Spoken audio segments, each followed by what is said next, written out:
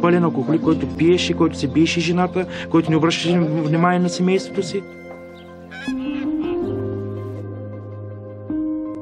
Казвам се Христина Станева.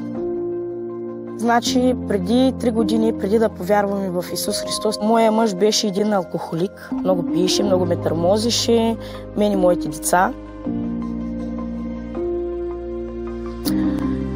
И тогава моя мъж се обърна. Обърна се, слава на Бога, той повярва в Бога, защото видя как Бог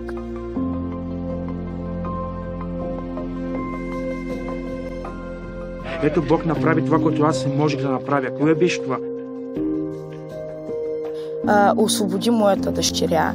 И моя мъж от алкохолик, побойник и пияница стана един добър, страхотен, чудесен съпруг, баща. И накрая Бог влезе в моя живот и промени целия ми живот. Сега работя заедно с ОМ, с фондацията на брат Николай, подпомагат и сега в момента изучаваме хора да отидат и да благовестват навсякъде, където не е достигнато Евангелието.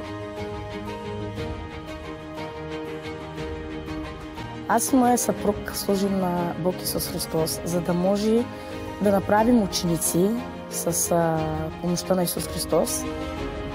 Ходим при мюсюлмани, ходим при цигани, ходим при българи, ходим да говорим за Бог Исус Христос.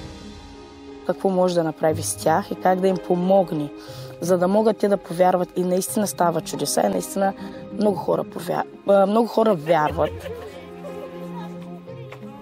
Не работя, защото трябва да работя, а работя, защото съм благодарен на Бог Исус Христос, какво е направил в моя живот. Че Той върнаше семейството ми, постави ме на място и сега аз отивам и благовествам навсякъде. Отивам навсякъде, във всяко едно село. Аз и моя мъж искаме колкото може повече хора да видят, да си отворят очите, да си отворят сърцата, да видят, че наистина съществува Исус Христос, наистина Той помага и прави чудеса и знамения.